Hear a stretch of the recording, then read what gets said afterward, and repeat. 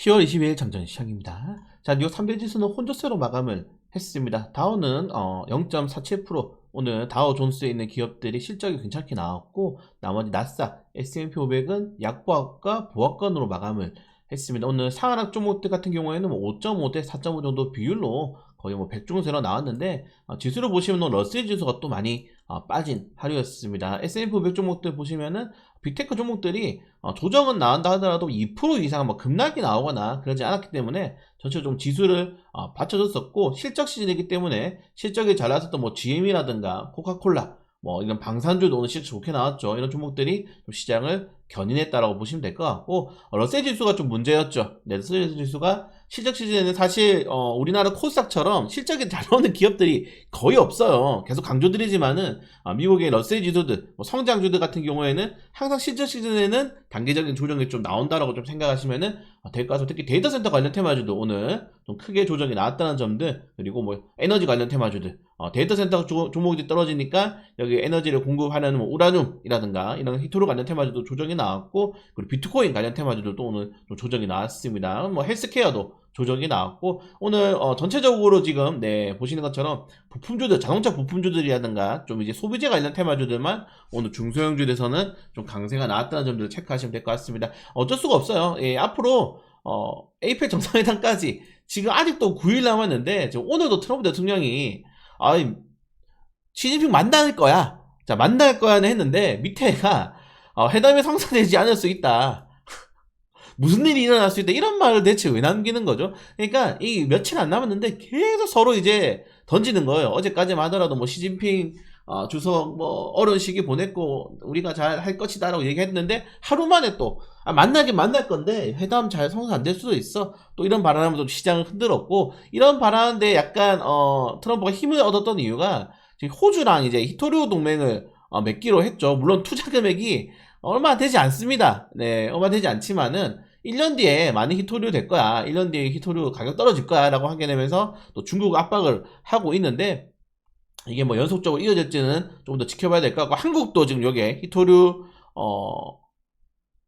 이 그룹에 좀 들어갈 수 있다고 하죠. 그렇기 때문에 겨우 30억 달러긴 하지만 이게 또 어떤 식의 움직임이 나올 수 있을지, 또 중국이 추가적인 반격이 나올 수 있을지를 좀 지켜봐야 될 필요가 있을 것 같습니다. 네, 전체적으로 오늘 피아인 그리드 지수도 어제보다 살짝 또 하루 정도 하락이 나왔고, 그러니까 지금 여러분들 피어예요. 공포야. 시장은 공포인데 지수가 버티고 있는 것도 좀 아이러니하죠. 그리고 사실 셧다운 관련된 내용들도 있어. 어제 케빈 베셋이 셧다운 해제될 수 있다고 했는데, 오늘 셧다운 관련 합의가 또 불발이 됐단 말이죠. 그러니까 셧다운 이슈도 주말 동안에는 우리 셧다운도 이번 주 해결할 것 같은데, 미국 중국이랑 환상적인 합의할 것 같은데 해놓고서는 셧다운 합의도 한데 갑자기 또 해당 성사되지 않을 수 있다 발언해, 이렇게 해버리니까 시장이 계속 위아래로 흔들리는 겁니다. 그래서 어제 중소형주도 많이 올랐는데 오늘도 그대로 또 낙폭이 나왔다는 것들 좀 체크하시면 될 것 같고, 그래서 미국 주식 어제 제가 브리핑 올려드렸지만은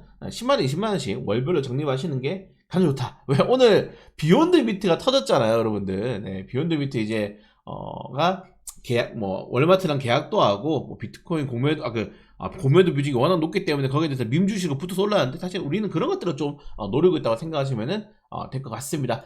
빅스 지수도 20 아래로 떨어졌지만은 여전히 20 근처를 또 유지를 하고 있어요. 이게 15 아래로 확 떨어져야지 투자자들이 공포를 좀 많이 이제 털어내는 건데, 여전히 좀 약간 장공포는 남아있다. 지진 난 다음에 여진이 좀 남아있다고 좀 생각하시면 될 것 같고, 역시나 8일, 9일 남았습니다. 이거 끝날 때까지는 계속 왔다 갔다 할 거다, 이렇게 말씀드리고 싶고, 오늘 특징이 금이 급락이 나왔어요. 이게 12년 만에 최대폭의 하락이 나왔다고 해요. 내가 보시는 것처럼 가장 큰 역대급 하락이 나왔는데, 기술적으로 너무 많이 오르기도 했고, 은도가 안 떨어졌습니다. 기술적으로 많이 오르기도 했고, 최근에 중국에서 금강 발견됐다, 120조 규모의 금강 발견됐다는 것들도 충분히 영향을 좀 주지 않았나, 이렇게 생각이 됩니다. 물론 금이 떨어졌다고 해가지고 비트코인 오른 것도 아닙니다. 비트코인이 금 떨어져? 이제 내 차례인가? 쫙 오르다가 또 떨어졌어요. 그러니까 지금은 높은 변동성, 계속적인 변동성에 시장 자체가 많이 흔들리고 있는 10월달이다. 제가 계속 강조드리지만은 정상회담까지는 우리 ETF 사고 비중 소액으로 한 다음에 현금 비중을 계속 만들어 놓겠습니다. 아무튼 이 정도 내용이 있고, 우리나라 증시가 지금 주요 상승률 무려 1위입니다. 1위입니다. 1입니다만, 제가 계속 강조드리는 것처럼 모두가 행복하진 않다. 왜? 이 상하락 종목들 비중으로 치면은 하락 종목들이 매일 1000개씩 넘게 나온다는 거예요. 비중으로 봤을 때 이게 뭐 대대상승장이라고 보기에는 그냥 말 그대로 시가총액 대형주들에게, 어제 제가 마감 시장에 올려드렸지 않습니까? 대형주들에게 외국인들이 그냥 주도하는 종목들이 그냥 지수만 올라가는 그런 모습들이 나오고 있기 때문에 개인 투자자들이 좀 수익률이 굉장히 낮은 상황이다. 실제로 개인 투자자들이 같은 경우에는 국내 증시는 매도세를 유지하고 있고, 특히 인버스 쪽에 엄청나게 순매수가 들어오고 있기 때문에 지속적으로 좀 손실폭이 커지고 있다는 점들도 확인하시면 될 것 같습니다. 그러니까 제가 강조드리는 게, 여러분들 멀쩡히 몰빵을 할 수가 없어요. 주식을 하면서 분산 투자랑 분할 투자가 기본인데, 그 기본 쪽에 사실은 뭐 몰빵해도 되긴 하지만 이거를 계속 내가 올라탈 수 있을 거 이거 말입니다. 내가 조선을 샀다가 2차전지 샀다가 장원을 샀다가 어제 조선을 샀다가 이거를 하다가 한 번이라도 미끄러지면 몰빵하는 비중 같은 경우에는 크게 손실이 날 수도 있기 때문에 어쩔 수 없이 분산 투자를 할 수밖에 없는 거. 그렇기 때문에 개인 투자자들이 지금 시장은 지수는 좋지만 난이도는 많이 어려운 시장이다라고 좀 말씀을 드리고 싶습니다. 이런 내용이 있다 까지 보시면 될 것 같고, 그리고 국제유가가 저는 이렇게 좀 생각해요. 지금 그나마 인플레이션에, 관세 인플레이션을 버틸 수 있는 거는 유가가 엄청났죠, 여러분들. 예, 모든 이제 이 원자재 가격의 기초가 유가이기 때문에 유가가 이 정도만 유지가 되잖아요. 인플레이션 안 옵니다. 오르기 힘들어요. 근데 우리나라야 이제 세금을 많이 떼니까 유가가 좀 떨어지지 않는 거고, 그래서 트럼프 대통령이 계속적으로 저유가를 유지하는 전략은 좀 유효하지 않나, 이렇게 생각이 되고, 유가가 계속 떨어지면은 물류운송 관련 테마주들, 유가에 대한 소비 매출액 지출 비중이 높은 기업들, 이런 종목들이 좀 수혜가 될 수 있겠죠.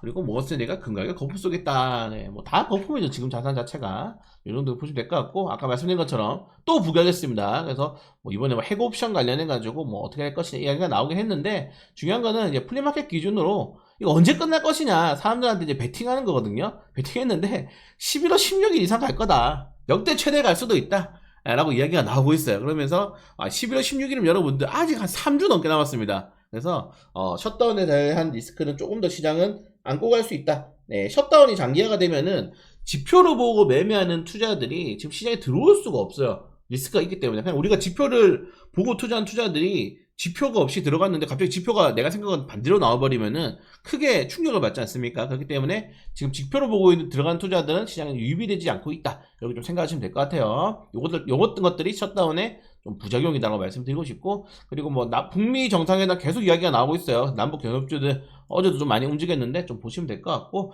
코데이즈 컴바인 같은 경우에 외인들이 많이 샀더라고요.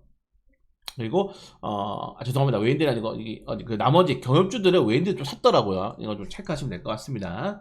그리고 뭐 아까 말씀드린 것처럼 어쩌면 만날 수도 안 만날 수도 진짜 매일 이랬다 저랬다 하고 있어요. 그리고 유럽연합에 대해서 지금 이 바이 유러피안 계속 이제 무기를 사고 있죠. 사고 있는데 관련해가지고 우리나라 방위산업도 특히 바이 유러피안이 결국에는 미국이랑 똑같아요. 우리 유럽 현지에 있는 기업들에게 방산 부품을 구매하겠다는데, 우리나라가 많이 유럽에 진출해 있습니다. 이런 종목들이 좀 추가적인 계약을 맺으면 좀 좋을 것 같다 생각이 되고, 어제 뭐 방산주도 많이 올랐죠. 그리고 뭐 중국 추월 체감하기 시작한 한국 기업들, 사실 뭐 이거는 여러분들 2022년 기준으로 이미 다 따라잡혔어요. 이미 우리나라가 중국보다 앞서고 있는 기술이 몇 개 없습니다. 제 생각에는 그냥 반도체 HBM 정도밖에 없는 것 같아요. 다 따라잡혔어요. 다 따라잡혔기 때문에 이 중국과의 경쟁에 대해서 좀 이기기 위해서는 어떤 걸 좀 필요할 건지 좀 잘 체크해볼 필요가 있을 것 같다. 사실은 제일 좋은 게 뭐냐면은 중국과 겹치는 산업을 투자하지 않는 게 좋습니다. 왜? 어차피 중국 못 이겨요. 예, 중국 못 이깁니다. 어차피 이길 생각도 없어. 그리고 지금 그래서 다른 대체 산업을 찾거나 중국이랑 최대한 겹치지 않는 산업 위주로 우리가 좀 들어가야 되는 게 아닌가. 그래서 지금 반도체가 센 것도 있어요. 네, 우리나라가 지금 전 세계에서 상위 탑3 안에 드는 이런 기업이 반도체랑 뭐 전력 설비 이전 정도 빼고는 없습니다, 여러분들. 변압기 정도 빼고는. 그래서 잘 좀 체크해서 선별적으로 사야 된다. 경쟁을 피하자. 이런 전략도 말씀을 드리고 싶고요. 자, 그리고 다카이치 결국 총리가 되었죠. 네, 여성 최초 총리가 되었는데, 사실 이전에 이제 발언들이 뭐 중국이랑 뭐 한국 버릇 고쳐줘야 된다 이러면서 정말 약간 한쪽으로 좀 치우친, 네, 정말 그쪽에 발언을 했는데, 그래도 이번에 좀 이런 식으로 립 서비스 하죠. 한국 김치 좋아하고, 김우치 아닙니다. 김 좋아하고, 죄송해요. 김치가 아니고 한국 김 좋아하고, 드라마도 본다. 이런 식으로 좀 우호적인 말 했기 때문에 뭐 잘 회담했으면 좋겠습니다. APEC 정상회담에서 아마 짧게라도 회담할 가능성이 높겠죠. 그리고 뭐 아까 말씀드린 것처럼 코스피가 연일 신고가를 가지만은 대형주만 오르고 100개만 오른다. 100개만 오른다. 소형주 어떻게 해요 이거? 안 오른다. 요거 딱 이대 지표잖아요. 안 오른다. 그래서 대형주에 어제 제가 마감 시장에서 말씀드린 것처럼 외인들이 사는 주식만 간다는 것들을 여러분들 꼭 체크를 하시면 될 것 같습니다. 한국 대중 대미 수출이 급감을 하고 있어요. 전체 수출도 급감하고, 왜냐면 대중 대미 수출, 우리나라가 지금 돈 벌어온 데가 미국밖에 없어요. 미국이랑 유럽연합인데 그나마 미국에서 가장 많은 묘흑자를 기록하고 있는데 미국은 관세 두드러 맞고 있죠. 두드러 맞으니까 어떻습니까? 쭉 떨어질 수밖에 없는 거예요. 지금 이게 또 떨어지다 보니까 전체적인 수출 품목이 떨어질 수밖에 없다. 이거는 관세가 또 협상이 절절하게 필요한 상이라는 점들 체크하시면 될 것 같습니다. 그리고 2차전지 관련해가지고 좀 좋은 이슈가 많아요. 최근에 계속적으로 좀 미국과 유럽연합까지 중국 관련된 2차전지 종목들에 대한 규제가 확대되고 있기 때문에 한국 점유율이 다시 10%대 이상으로 좀 끌어올라갈 가능성이 높아지고 있다는 점도 체크하시면 될 것 같고, 그리고 뭐 한국 최근에 이제 K푸드 화장품들이 관세 관련돼서 좀 많이 맞고 있죠. 왜냐면은 이게 정말 미국에서 막 사는 것도 있지만은 이런 제품들을 한국산 직구도 많이 한단 말이에요. 특히 화장품 같은 경우가 이제 직구 같은 거를 많이 하는데, 지금 아시겠지만은 택배비가 엄청 올랐습니다. 택배 관세를 때려버리게 되면서. 그래서 이런 것들에 대한 부담도 충분히 뭐 K푸드 화장품 종목들에도 있다고 좀 잘 체크하시면 될 것 같고, 이런 것들도 결국 관세 협상이 필요하겠죠. 자, 그리고 뭐 전체적인 종목들 아까 말씀드린 것처럼 빅테크 종목들은 대형장에도 버텨요. 비싸서 그렇지. 버티고 있는 상황이라는 점들 체크하시면 될 것 같습니다. 오늘도 뭐 개별적인 종목들 많은데 그냥 대형주 위주만 보시면 된다. 그리고 화장품 바이오 관련된 종목들 중에서도 이제 2차 외국인 투자자들 살짝 매수하고 있는 종목들이 있거든요. 그런 종목들도 한번 관심 가져보시면은 좀 괜찮을 것 같고, 제가 정리해서 올려드리겠습니다. 오늘 뭐 테슬라 실적 발표가 있습니다. 자, 그걸 제외하고는 뭐 큰 일정 이슈는 없다는 점들까지 좀 보시면 될 것 같다. 그래서 저는 이렇게 생각해요. 우리 하반기 때 여러분들 공모청약이 많습니다. 내년에 더 이제 IPO가 강화되기 때문에 이제 공모청약을 대비해가지고 현금 좀 많이 보유해 놓으시는 것도 저는 괜찮은 것 같은 전략이다 말씀드리면서, 어차피 거듭 강조드립니다. APEC 정상회담까지는 흔들린다. 그 이후에 우리가 움직여도 충분하다 말씀드리면서 장기시간 마치도록 하겠습니다.